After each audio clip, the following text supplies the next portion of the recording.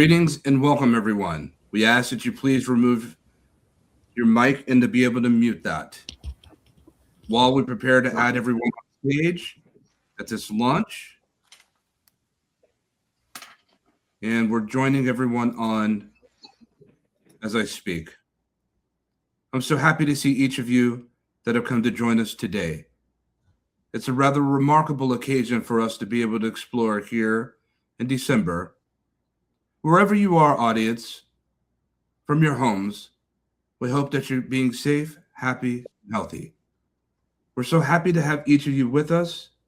There's a lot to unpack. Roundtable, we have a lot to share.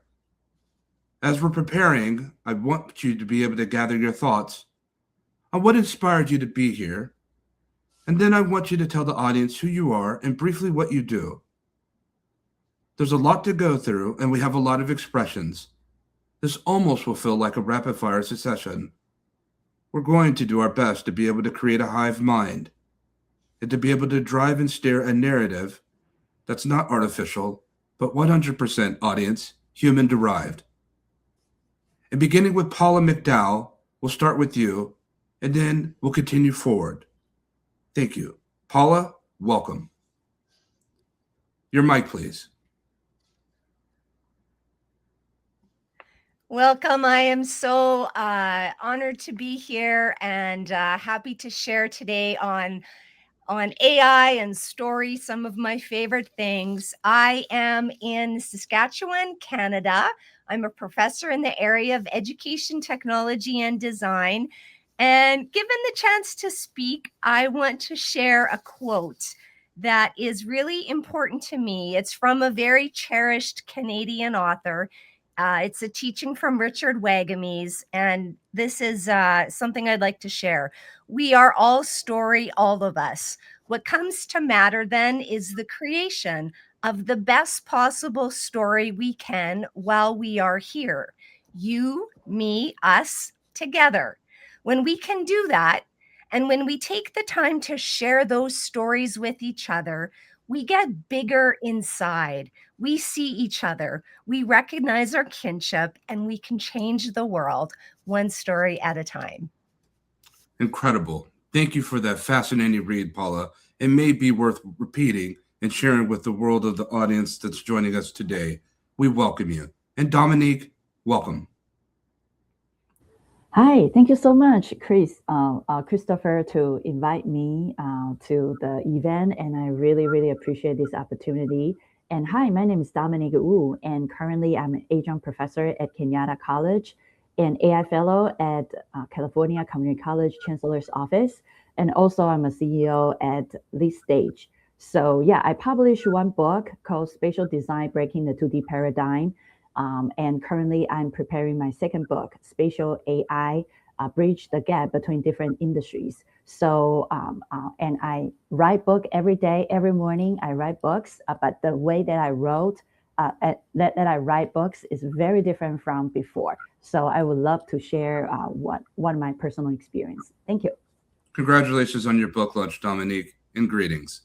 Key Jones, welcome.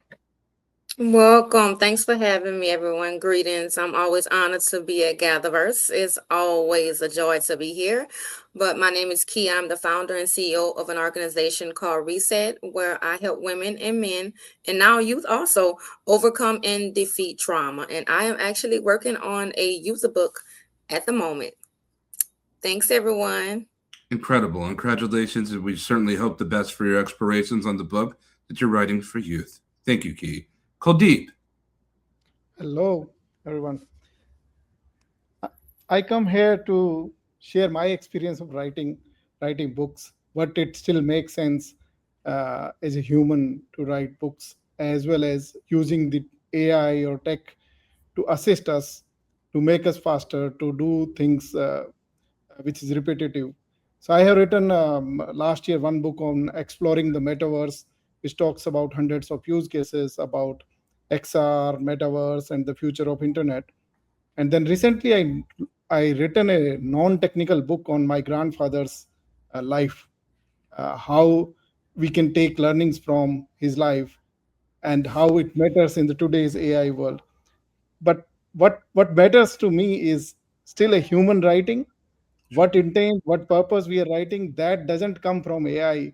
So there is a huge learning I would like to share today, like what we can take from AI, what we should not, things like that. Yep.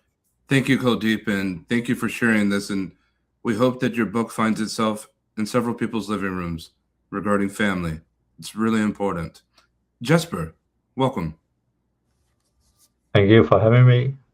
I'm Jasper. I've been working in technology for quite a few years now, and then I actually just published my first book, I call The Forgotten Blueprint, which is about health and diet.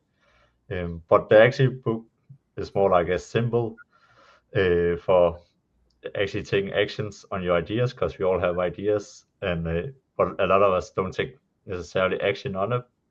And I think especially in today's world where AI is actually become quite easier to take action on your ideas. So especially like being able to write a book with assistant for AI, I think is a great opportunity to help you take action. And that's also how I got to finish my book, using AI to assist me as my personal editor. Thank you, Jesper. Thank you for sharing and writing a book on health and wellness. It certainly is central to GatherVerse in so many different ways, providing that we have a women's and men's health summit annually. Puya, please. Hello, everyone. I'm so excited. I think I've forgotten a few lines also. I'm so happy to see these wonderful faces around. And thank you, Christopher, for this initiative and roping me in. Well, I am a founder and editor of Techitonics. It's a platform that I've been working on developing right from the scratch since a decade. I talk about research which is happening in the field of science and tech. And in that website, I also interview scientists, postdocs, and I review books. And currently, I'm also working as an evangelist for conversational evangelist for Conversive. It's an agentic platform, and we create chatbots and other systems which are very, very important in messaging ecosystem. And currently, I am working from Delhi, India, and I'm really looking forward for our conversations here. Thank you. Greetings from beautiful Delhi, India. We're so happy to have you, Puya. Thank you for sharing. Congratulations on your authorship. Linda. Good evening, everyone. Good morning. I'm Linda Porter. I'm out of Nashville, Tennessee. We'll keep the lights on. I work as assistant director for Tennessee State University here in Nashville as assistant director of assessment and accreditation for the university. But what I love to do more so than that is write. I've been writing since I was 2 years old, and my first word. So I'm here. I own Sofa Roots Consulting Group. I'm also an author. I just released my first book of my trilogy, Shadows Don't Sleep, as well as my autobiography, Peeling Back the Peach. And I'm looking forward to today. Thank you.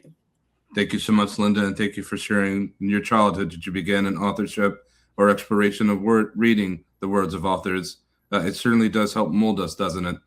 We welcome you. We certainly welcome you. Veronica, greetings. Thanks, Christopher, for having me, and good morning, everybody. So I'm Veronica. I'm a director at Isaka Foundation, and I'm also an author. I've authored more than 20 books, and my most recent one is The Diary of an Information Systems Auditor, and also I write children's books. So my latest children's book is called The Little AI Engineer. So I'm passionate about the topic, and I've authored also articles for different IT corporations and cybersecurity entities and businesses. So I do write blogs, I write books, I write anything. So thank you, and looking forward to learning from the panelists and also share my experiences. Thank you. Veronica, you certainly have been busy. Thank you so much for sharing this, and congratulations on all the many books that you've written. The Little Engineer, AI Engineer. What a fascinating title, if you will. Thank you once again, and welcome. Mohammed, please. Hi, everyone. Hope everyone is doing well. My name is Mohammed. I'm author of Under African Skies. I'm currently 21. I wrote a book about mental health among young men in South Africa, and I'm currently writing about empowering the youth in the next generation. I'm a professional speaker as well. I'm the executive director of the Gen-Zen movement, and I just finished 3 years of my varsity now. Lovely meeting all of you. Congratulations on your accomplishments, Mohammed. We're very happy to have each of you. Roundtable, prepare to launch and explore. We're going to be moving on a number of different things when it comes to what we're expressing here together.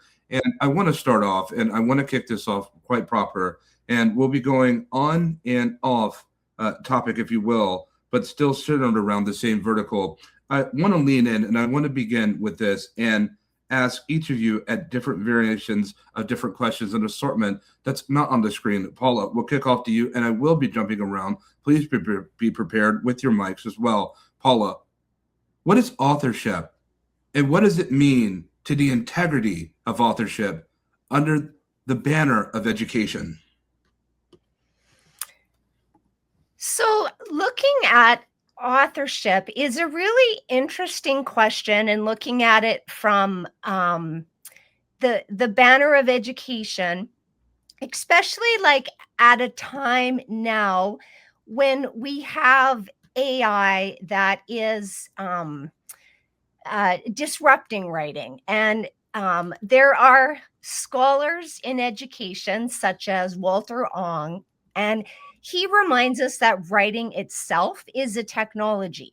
So that sense of authorship, that fundamentally it restructures human thought, reshapes how knowledge is created, stored, transmitted. And, you know, these are things that we think about in terms of authorship within education. And I just, because you asked me to speak first, to think about as we get our panel started, like historically, we how humans have had how society has had to adopt to new communication technologies. And way back when, the philosopher Socrates, he's very famously skeptical of writing because he did not trust it. He argued writing was artificial. It was untrustworthy. It destroyed memory, weakened the mind, and very much was part of an oral cultural tradition. So we now, in terms of authorship, we have a new communication era with generative AI, and we have a new layer of mediation between humans and the knowledge and creation of knowledge. So just like writing, the technology of writing once forced societies to reconsider what we could trust, AI now compels us to examine how knowledge is produced, who produces it, and for what purpose. You know, I find that rather fascinating just to consider, to take it all the way back to the annals of time, at the time of the Grecians, of the Aristotle, Socrates, and Plato, with their great considerations, especially when we look at this, Dominique. I'm coming to you, and then Key, prepare for next, and then Veronica, you're next, and Puya. I start thinking about this when we start thinking about the literary works of where it began for many. Some would say in the time of the Grecians, wouldn't they, when it came down to the literary works that are being distributed down all the way down here into 2025. The reason I find that fascinating is what you're bringing up with, was that Socrates, Paula?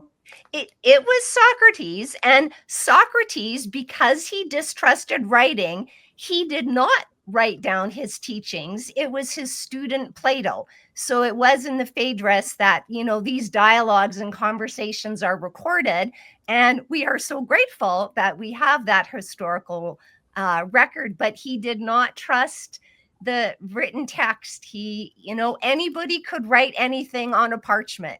Like, it was something not to be trusted. But if it was something spoken orally, if it's something you said, Christopher, well, I can challenge you. I can debate you. We can talk about that. Whereas the text, the written text, it's unresponsive, it's passive. And at a time when it was more of an oral culture, the technology of writing was not trusted. So, and I think it's kind of fascinating to think about our responses to how we trust and don't trust AIs. I think it's rather fascinating too that to think that there was a time of skepticism even in the early days of literary and authorship and work, but yet it was the progeny, if you will, those are the future generations of the skeptics that uphold and took the mantle, Dominique, when it comes to exploring on what you can build upon. And I also, in a linear succession, thank you, Paula. We'll come back to you shortly, but also in a linear succession, Dominique, I start to think about the different manifestations of written expressions and words that are shared. And we start to think about not only just from the pages of storytelling or scrolls and parchment, or even what's written on the walls of cavemen, if you will, but to also consider an extension of reality itself, that we're heading, I believe, into a new paradigm shift.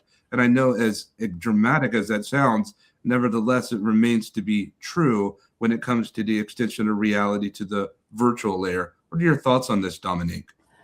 Yes, I think it's just like echoing what Paula and Christopher, what you said, that yes, I think the reason why Socrates thinks that this is a lazy way of thinking, because I think critical thinking is so important. And extended reality, for example, before I was, currently I'm teaching coding for designers and artists, and I teach students to turn public domain literature into an interactive Unity PC game.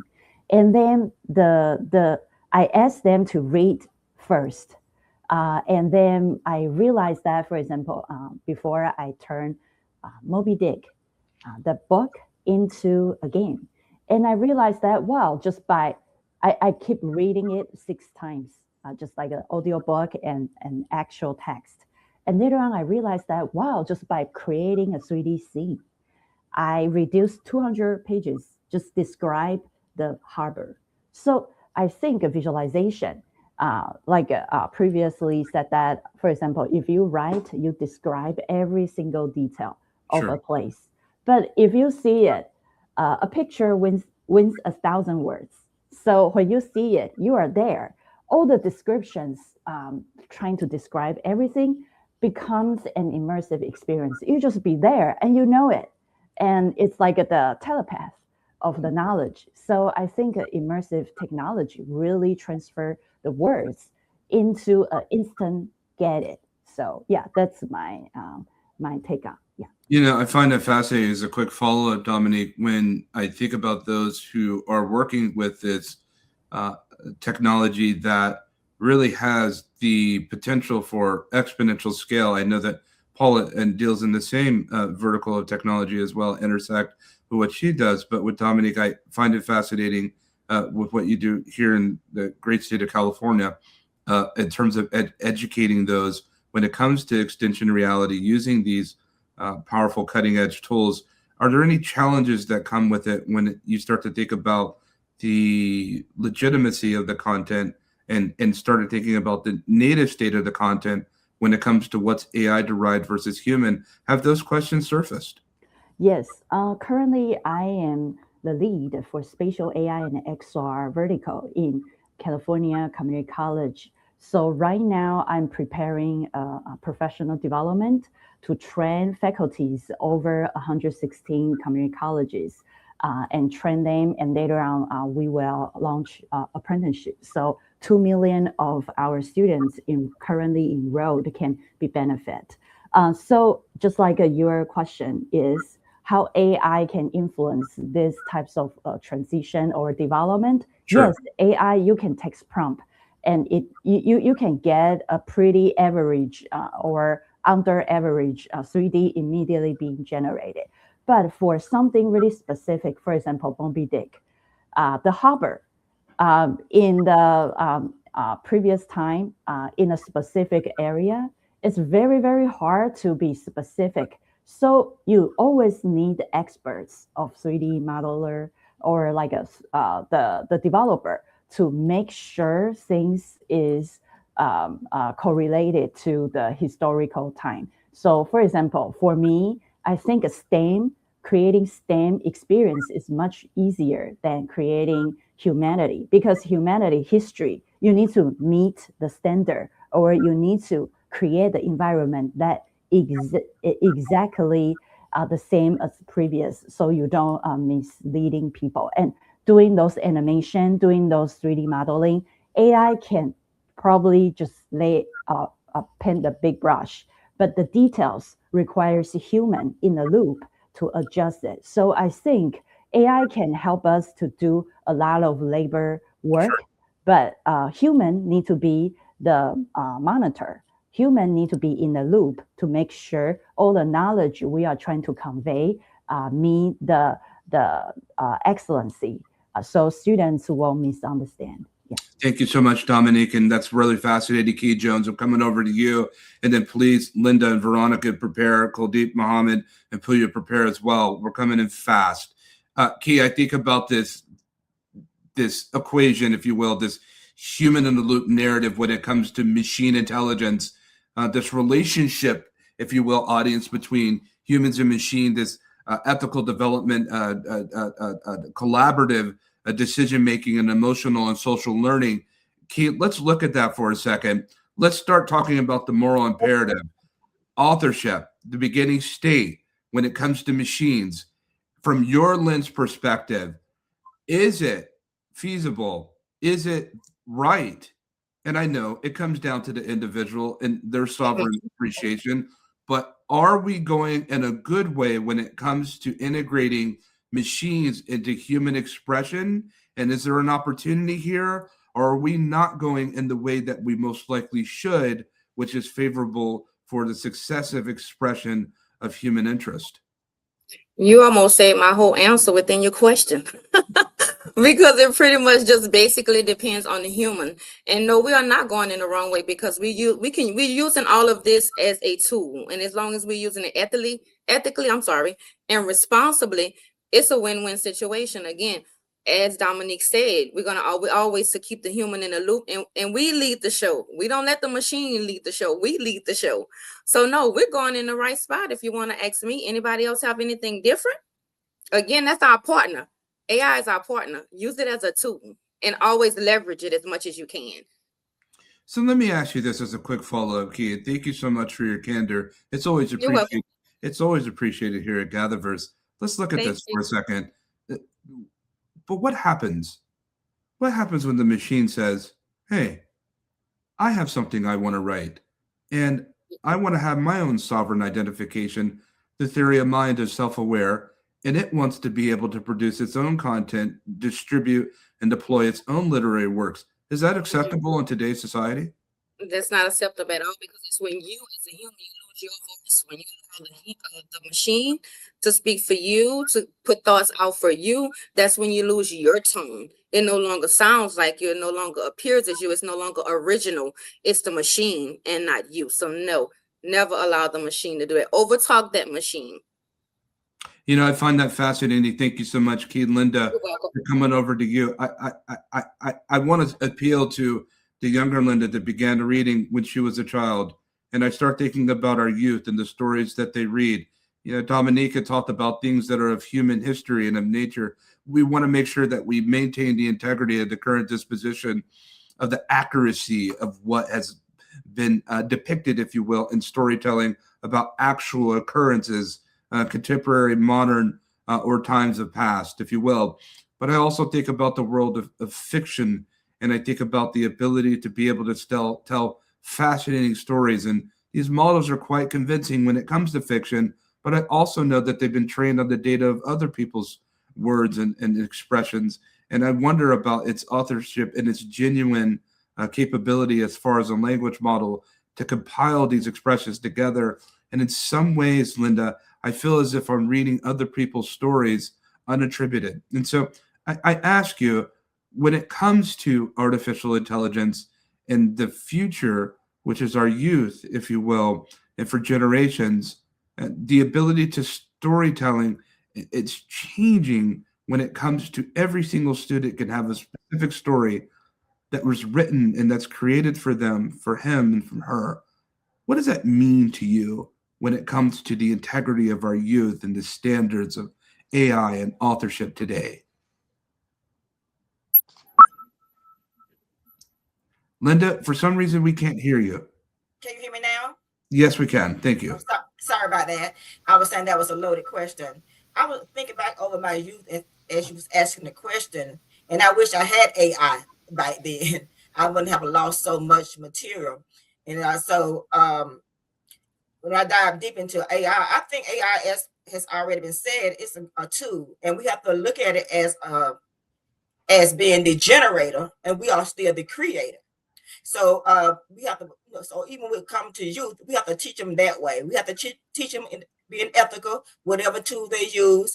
I was thinking that someone was speaking earlier about the beginning of times. I thought about a pencil, and even when I was young, only thing we had to write with was crayons and pencil. But those still tools. In order to get those thoughts up here and then put them on the paper, we still have to use something. And so I look at it today as being AI generator. We're still using tools, and we're still getting those thoughts. They are our thoughts, our creations, and we're putting them on paper. And that's how I think we should go with, even with our youth, let them know that it's just another tool that we can use. We just can't overuse it, and don't allow AI or AI tools to overthink us, and we be not only the creator, but we be that CEO and that author as well. You know, I find that fascinating when we say it's just another tool. Thank you, Linda. Veronica, we're coming over to you. I tend to think that, my hammer doesn't have eyes. My keyboard doesn't have, my keyboard can't speak to me, and it can't hold a dialogue, a conversation. If this is just another tool, then perhaps I need to go and redefine my understanding on what exactly a tool is. It seems to me that these tools are becoming quite near human, and the way that we communicate and we express and in their capabilities. I think these tools, our tool set and our tool guide needs to be updated in our greater understanding. But Veronica, we're coming over to you as somebody that has written so many different books and in writing books now. How would it feel to Veronica if one day that she saw each of her books that she's published that are out there and that she's writing, that one day someone's able to take your own works and to be able to create the part 2 or the next episode and to extend it using AI? And for those that are outside of the world of Veronica, they come to appreciate these works, but that's not necessarily sovereign and coming from you. How does that make you feel to know that a machine can take your words and take the pattern of the expressions of you and to be able to extend that reality? Is this a good thing? Is this a bad thing? Do we let it be? And do we now know that as authors, that our work is subject to interpretation, not only by humans, but by duplication of machine? Wow, that's awesome. I think it could sound scary, but I don't think it isn't. Because research shows that in 2020, human authored articles made up to 95%. But when you look at it now, on the research that was done in May of 2025, there's a decline now. We have like a 52% decline, and the rest content is being generated by AI. What does that show us? Maybe we can also ask questions to ourselves as authors. Are we too lazy to create? Or is it because the machine is here to help? So we need to be thinking in those angles. And then the other thing maybe I would say is writing is the best form of thinking, if you come to think about it. Yes, the machine will generate the information that I have. It will polish it. AI is smarter. I can't fight it. It is smarter. It will think faster. It will even produce faster. But if the human generated content, we have unique experiences, we have unique stories, we have unique experiences. An example, when I'm writing children's books, I can just find a kid, ask them a question, like let's say that is related to technology. I just hear the curiosity that comes from out of their mind, and that informs my topic in the next book. So there is a very big difference. Are we trying to think, or are we making machines to think for us? Then the other thing maybe I can put across to us is we need to define the difference between original intelligence and then artificial intelligence. That's why I'm not worried about whatever AI does. It will just amplify what I'm doing, but it cannot replace the authority, the original intelligence that I have as an author to have the content out there. And also a reminder to us here, sometimes you go to a bookstore and you look at a book, you may not necessarily be interested in the title, but just because you know the name of the author, you'll want to read that book. meaning that people buy people. So what is AI buying? So I leave it up to us. Original intelligence versus artificial intelligence, we are humans. We will still be. We should be able to differentiate the difference. Thank you. You know, I find that very fascinating. Thank you so much, Veronica. That was well met and well expressed. Puya, have we become too lazy to be able to write our own expressions? I know that we talk about these tools. I use AI every single day. I don't think that has to be necessarily the elephant in the room anymore. I think we all use it for the most part. Anyone that says they don't use it, I find myself skeptical of them. And let's especially if they're pulling up in the GatherVerse. But Puya, let's look at that for a second. Just because we have the tool, should we use the tool? First of all, this is a very good question. In fact, I would say that is my favorite question. So writing for me has never been just a hand moving across a page. It for me, it's a coordination between my mind and my hand, right? So for every piece I have written so far, I'd prefer to start from my thought process. So, which means once a thought is surfaced in my mind, I'd like to jot it down. So, my initial process is just to keep writing, and accumulating lots of pointers or facts or whatever is going on in my mind. And it's never a one go process. So, I have lots of drafts midway in my Google Drive, and that I know I'll come back after 2 or 3 days, and then I'll have a different perspective. I'll have more data points around it, and then I'll be able to look at it directly. So that's how I work with content, right? So 2 years back, when these LLMs came into the picture, I thought my work will speeden up. So what I did was I collected all those pointers and I fed it to ChatGPT and Claude and Perplexity, thinking I will get a very good product out of it. So what happened was the output came, it was very clean and very polished, but it wasn't me, as Veronica pointed out. So Right. it lacked the unevenness and the emotional weight that can come from my own thinking, and that I refined during my proofreading process. So for me, that was a line, that was a line between support and over reliance on writing. So as you said, that should be used AI tools.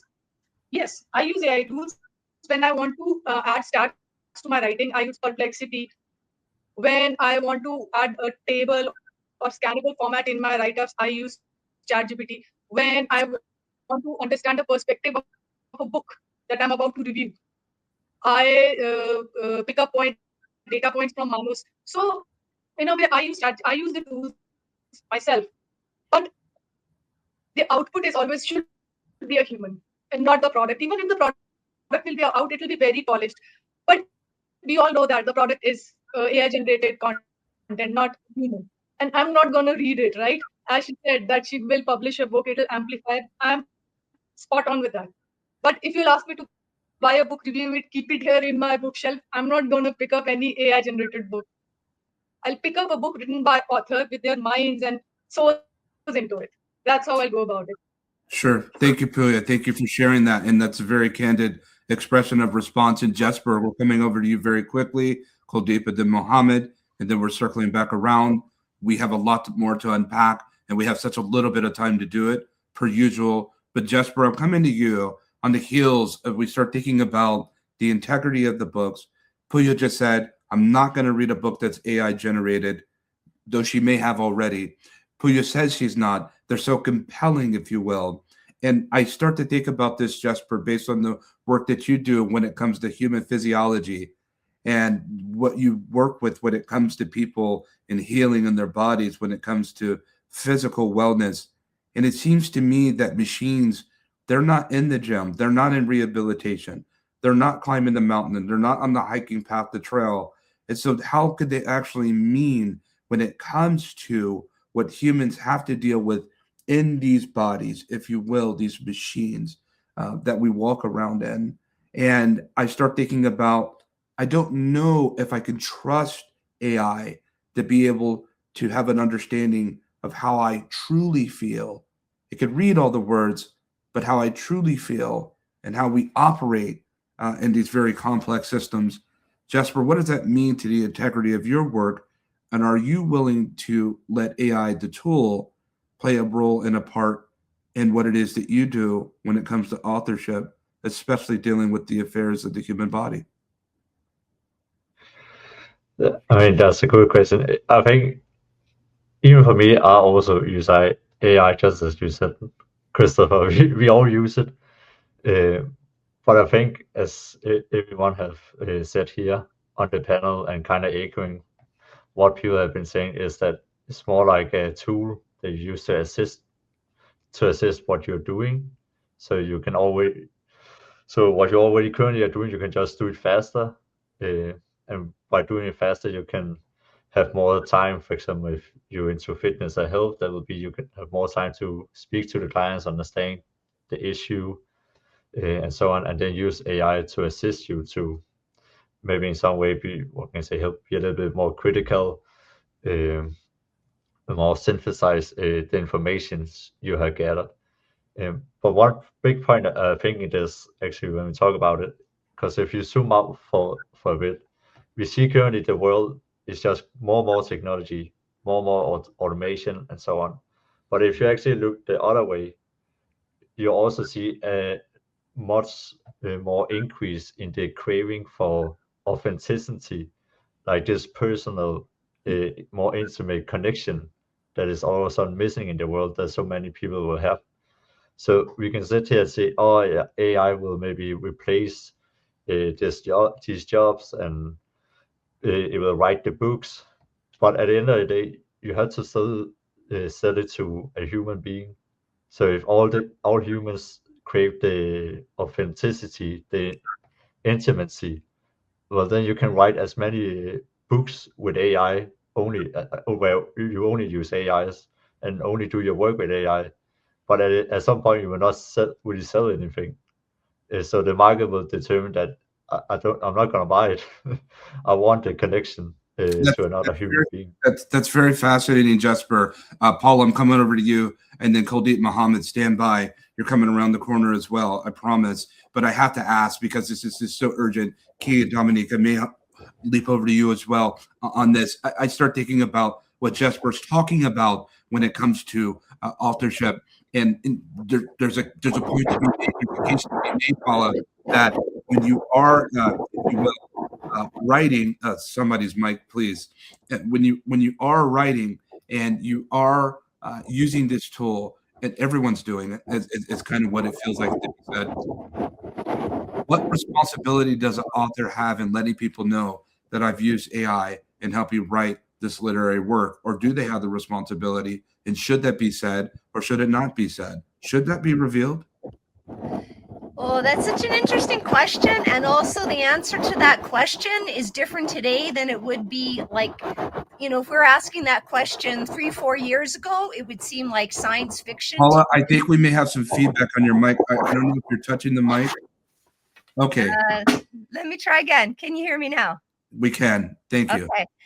So I think it's an interesting question, because if you were to ask me that 3-4 years ago, before the generative AI explosion, that question would seem like science fiction, right? Like it would not even be possible. So that same question, let's say 5 years from now, we're going to have, I think, a very different answer in terms of acknowledging, citing AI. And I do just want to circle back to the conversation with Dominique, that authorship is not just text, like the ability to use AIs to help express our knowledge and creativity through virtual worlds. Like my students in higher ed are so happy to have world building as an assignment. It's the best assignment ever, rather than authoring, yet another paper. So just thinking about also, like, what is authorship and how we have tools now that let us to tell different kind of stories, to put people right into these stories. And I know that speaking with my students, they're really looking for these kind of experiences. And then I think it is good at this moment in time to be acknowledging and mobilizing knowledge of what AI tools were helpful, what's not helpful, so that we can learn and also be more trustworthy and transparent. Like I've recently been using the Nano Banana with Google Gemini, and it is excellent for instructional design and text. Finally, we have an AI model. There may be others, but if you're looking for one to help you generating figures, we have one now. So like a reason also for acknowledging is so that we can share, what the advancements are, right? But just challenging the notion of like authorship is not just writing text. And one other point I wanted to make, because you had wonderful conversation that you led around authorship and integrity, and a lot of concerns there that we need to be thinking about. But in addition, what we're finding in post-secondary is we are getting students who have not read a book in high school. This isn't all of them, but many students have not engaged in long form text, in reading it. They are getting information from sound bites on social media, which now is being called AI media because of all the AI generated content and those fast dopamine hits. So there is a big gap there in the next generation coming up and their ability to engage with long form texts. So like that is another issue in terms of authorship and integrity. But then also and I appreciate, I think it was Veronica, you said people read people, and I agree that it is that that sense of the human condition and the human experience, and knowing that it's a human who wrote this, and who is, I think you're the little AI engineer, which I think is so special, like the AI engineers for littles. And it makes me want to buy your book, but not a generic book. It's because I met you here today, and now I want to look this up and buy this book for friends that have children. So perhaps we'll all receive stocking stuffers from Veronica. Thank you for volunteering her work. Mohammed, we're coming over to you. Thank you, Paula. What does this mean? You're part of the Gen Z movement. You're the executive director of the Gen Z movement. Our younger people are inheriting the innovations that we make today. You are in a world where my world was far different from when I was your age. In my time, we were building the things that you were born with. What are your thoughts on this when it comes to storytelling, when it comes to expression, when it comes to authorship? How do your generations, how do your peers, and how do you feel about the conversations that's being had? Please give us your brief remarks. And Kuldeep, we're coming over to you, I promise. Mohammed? With the current generation, with my generation that I'm currently working in, and the newer generation coming in from primary schools and high schools, the attention span has been limited, right, through these other social media platforms.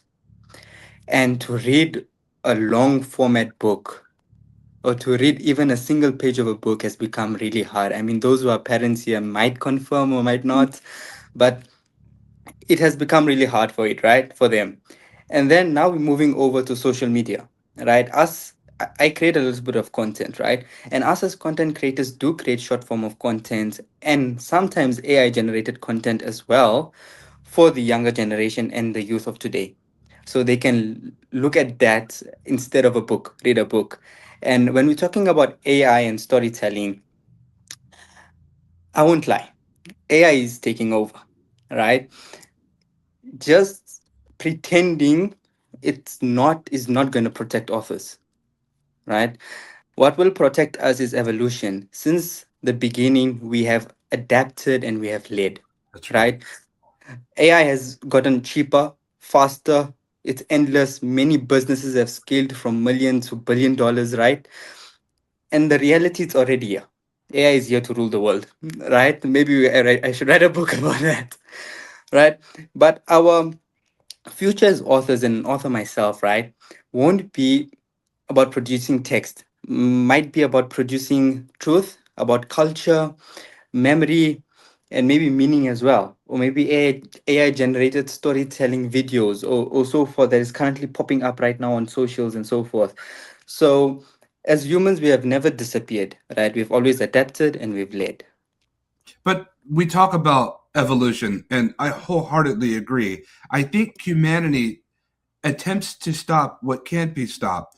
I think humanity attempts to put a genie back in a bottle that will never go back in the bottle. And I think we try to stop technological scale. And just by empirical observation, Mohammed, I would absolutely agree that in some ways AI is winning the narrative and replacing the things that we once did, Dominique. We'll come to you in a moment, but Kuldeep first. And I think about these things, Mohammed.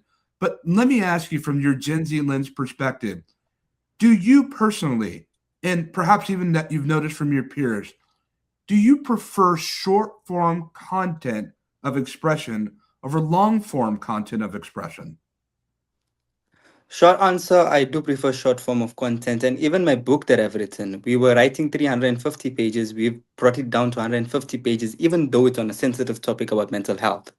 We brought it down so when the kids and the teenagers, when they look at the book, they're not like, oh, you know, it's like, okay, I can read that. It's short. So short form content is going to be the content that's going to be winning further on. How fascinating. I have so many more questions to the panel based on the things that you've just expressed that Paula kicked off in this particular narrative.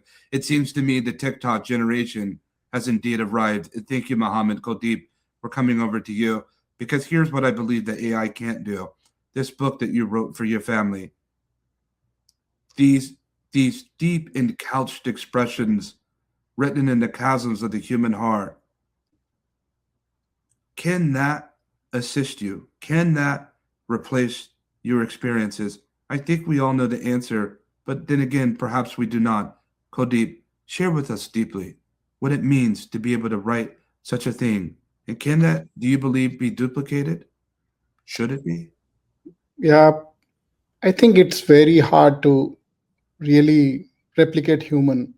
It's right now all AI is what we are thinking, whatever we call it, um, AGI or what will coming in future, etc. Everything is about being like human, not really human. So that's where AI is right now. It is being like human. The moment it becomes like human, human is again evolved. So it's a continuous evolution of no matter AI or human will also continue evolving. So right now, talking about the book, for example, so how much we can use AI, the moment AI can tell me how should I write, how should I express certain thing, it can give me 20 suggestions. But the moment it starts saying that what I should do, that's the bottleneck for me. That's a line for me that the moment it says what should I write, I stop immediately. I even change my prompt to say don't change my intent. That's my origin. That's because I was writing about my great grandfather. Now I want to use AI. Of course, I don't want to spend too much time to convert into translate into Hindi, a local language, and then English, and think in English and write there because I'm not a native English speaker or a writer. I still need to think a multiple language. So that's where AI helped a lot. But the moment it tries to change my intention, I just tell that, okay, don't change it. So it really takes a lot of iteration to get AI to work in a correct way for you. But it is definitely helping. Not using AI, I don't think that's an option, or it will be an option ever in future also. So that's where when I see even this book, it has experience, it has all the, it is a small content. Again, I say I do not want to have a 300-page stories, smaller content, smaller chapters, which anyone can do in within, say, during their coffee time or anything, they can do finish one part or one learning of that. That's how even I designed thinking, because I wanted to share it with the young generation coming up. Sure. Yeah. And other thing which is I personally believe is the physical books or physical text books, or they are the entry to digital. For example, building experience on top of the the physical books. I open a page and then thinking about the spatial computing and whole environment is around that. That will add a lot of experience. So starting point is still the book, which I turn a page, then story turning up and the whole environment and every spatial thing is turning where I am. Then it becomes an immersive experience. And bringing a book is not just a paper, it's a digital experience. So that's where I think future is lying. Yep. Thank you, Kuldeep. And I'll close with this, with each of you giving a yes or a no or a different word. I'll ask with you, Kuldeep. I'll pass the mic around. I want us to be very quick with this. I beg for you as we beg for time. Kuldeep, yes or no or a different word. When it comes to AI and machine intelligence and authorship, are we headed in the right direction? Yes, I think yes. Thank you. Puya. Yes, right direction. Mohammed. 50-50. Candid. Thank you. Veronica. Sorry, I was on mute. 50-50, and the word is authority. I see. Linda. We couldn't hear your answer, Linda. Yes, with caution. Yes, with caution. Thank you, Linda. Jasper. Yes. Thank you, Jasper. Key. I say yes, and depending along the way what we choose to protect or not protect. Thank you so much. Dominique. Yes, as long as you express with your personal experience and also your personal emotion and also your unique perspective and backgrounds. Those kind of make you as a human. I think using AI, for example, I'm immigrants. English is not my native language. So AI really good to help me to make the sentence looks very good. So I think as long as you have your personal voice, I think you are heading the right direction. Thank you, Dominique, for that substance. And Paula. I think it was well spoken that we can't put the genie back into the bottle. And we know the tech companies are spending trillions on advancing AI. So it is up to us as humans to build in those values, to do the work that we need to do so that we are headed into the future in a good way. We all have a responsibility there.